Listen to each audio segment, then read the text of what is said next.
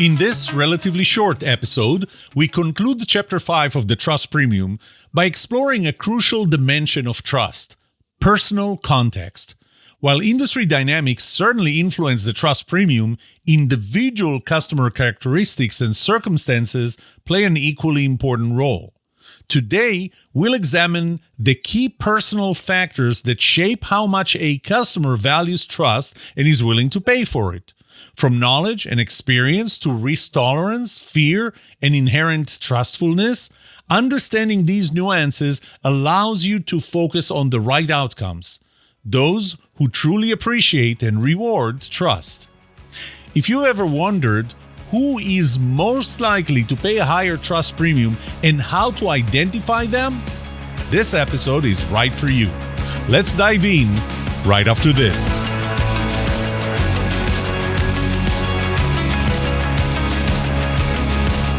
Welcome to The Trust Show. I'm Yoram Solomon, your host, the author of the Book of Trust, and facilitator of the Trust Habits Workshop. My mission is simple. I want to help you form habits that build your trustworthiness, because the answer to this question will have the biggest impact on your personal and professional success or failure. Can I trust you?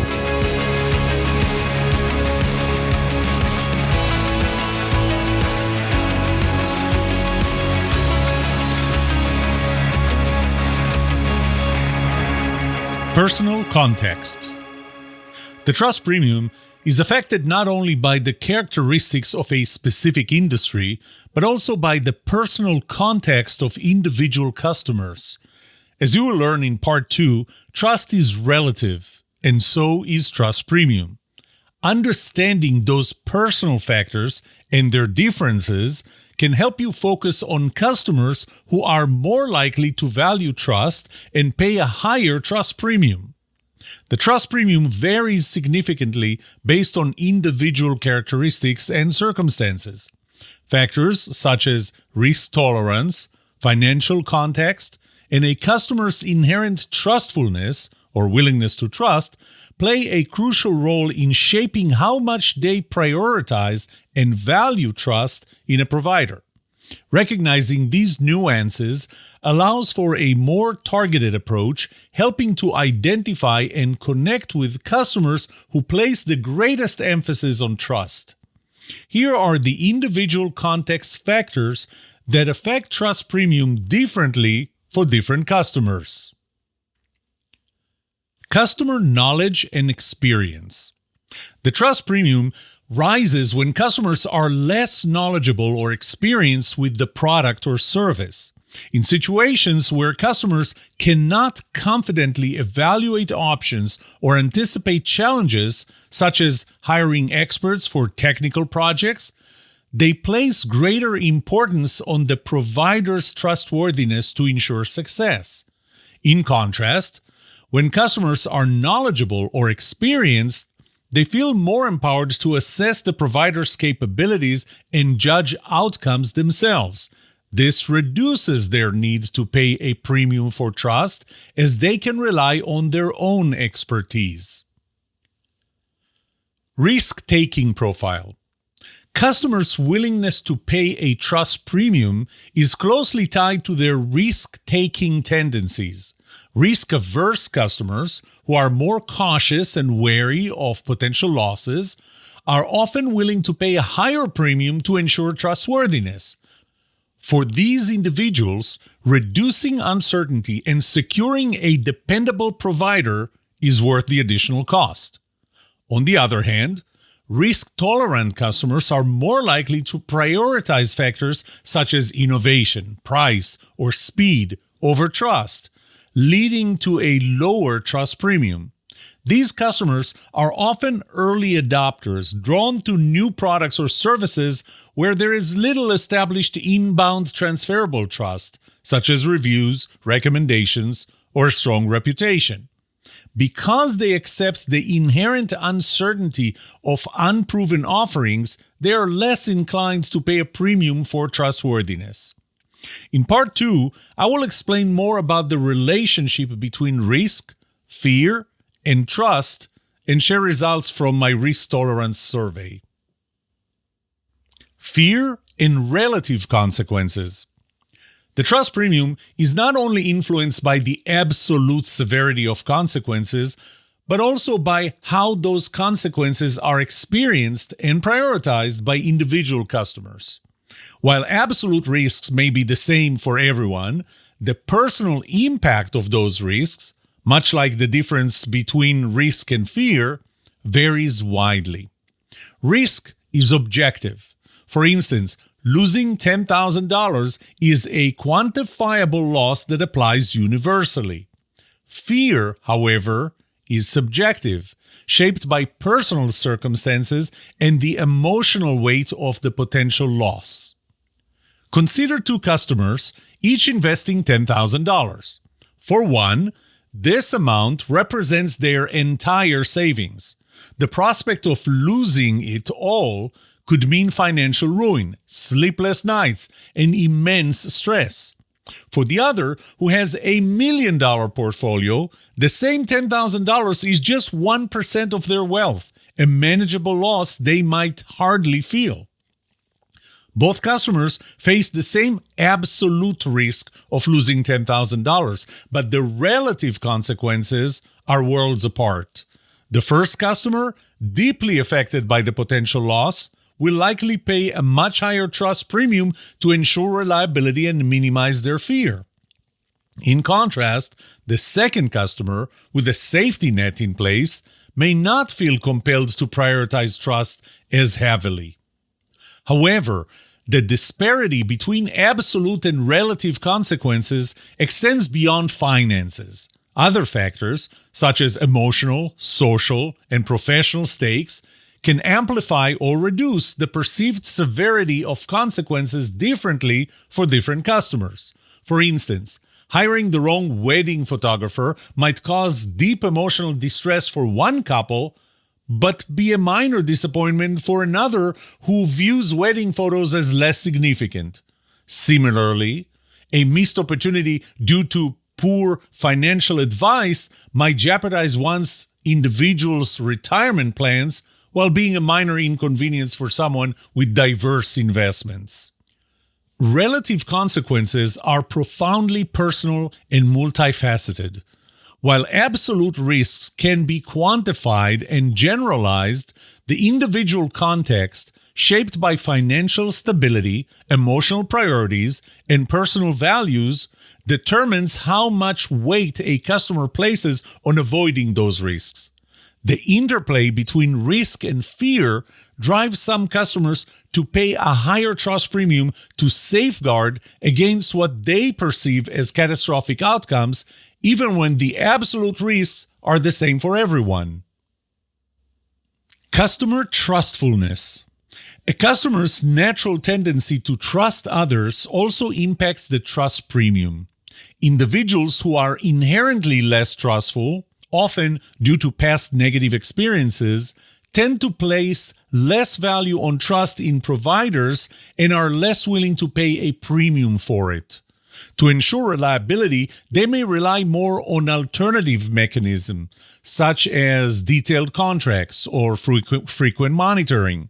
In contrast, naturally trustful customers are more inclined to pay a high trust premium as they place greater value on the provider's perceived integrity and reliability. I will talk more about trustfulness when I discuss the 8 laws of trust in part 2.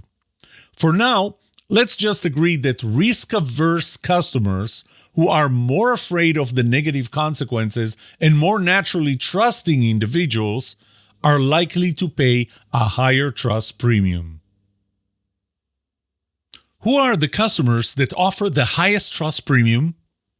Wouldn't you like to know which potential customers are most willing to pay a higher trust premium so you can focus your sales efforts on them? If we relied on bulk emails, robocalls, or other mass cold calling approaches, we wouldn't need to be selective about choosing customers. However, we already know that the effectiveness of these techniques is rapidly deteriorating. Hopefully, by now, you're committed to building trust with specific customers rather than bombarding everyone, whether they need what you have or not. Building trust, as you'll discover later in this book, takes time and effort. You simply can't afford to invest those resources in the wrong customers. Choosing your prospects carefully isn't just strategic, it's essential for creating meaningful connections and maximizing your success.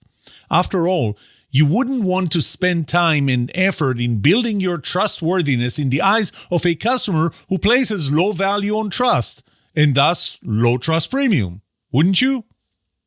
The customers most likely to offer the highest trust premium share certain key traits. 1.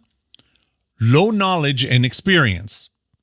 Customers who lack familiarity with your product or service are less confident in their ability to assess quality or anticipate challenges.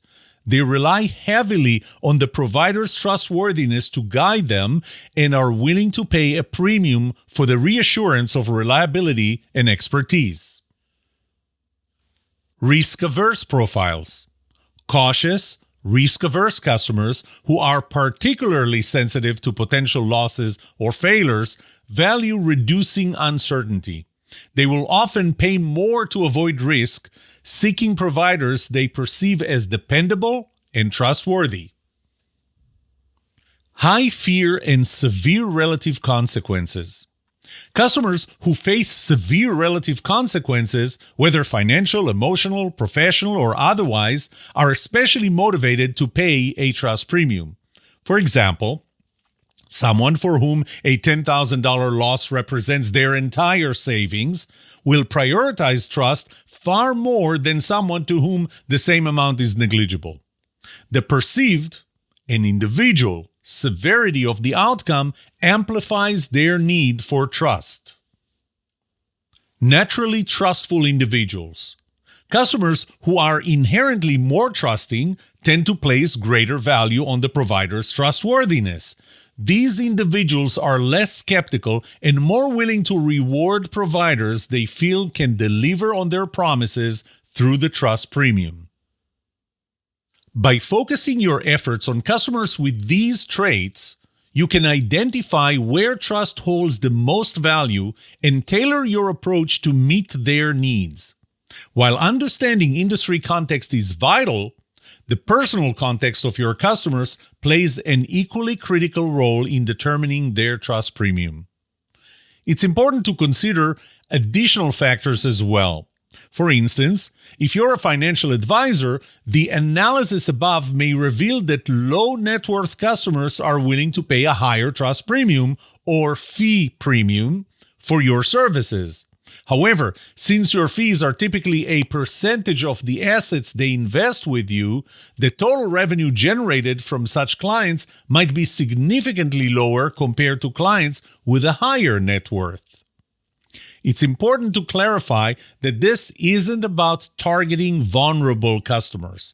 Instead, it's about recognizing those who see the most value in your trustworthiness. These are the customers who truly appreciate and benefit from the reliability, integrity, and expertise that you bring to the relationship. This is it for this episode.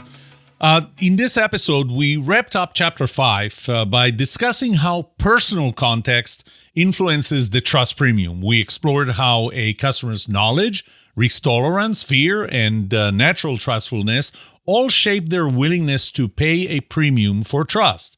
Now, recognizing these differences would allow you to focus on the right customers, those who value trust the most and are willing to reward it.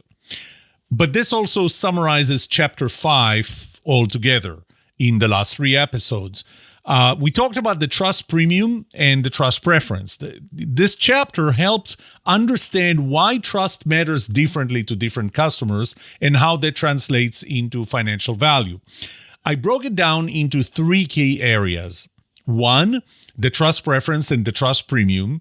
Some customers prioritize trust more than others, and this preference influences their willingness to pay a premium for it.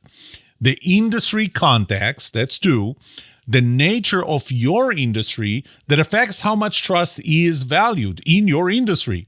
High risk, complex, highly regulated industries tend to have higher trust premiums. And number 3, personal context. Beyond the industry factors, there are individual customer traits like experience, risk aversion, and fear that would significantly impact how much they value trust in a provider. What's next? Next week, we'll dive into Chapter 6, where we'll shift the focus from the customer to you. We'll explore the financial impact of the trust premium, not just on your top line, but also on your bottom line. How does earning a trust premium affect your pricing power, your profitability, and obviously your long-term success? Join me next week to find out. I hope that this episode helped you think a little differently about trust and trust premium. May trust be with you. This was The Trust Show.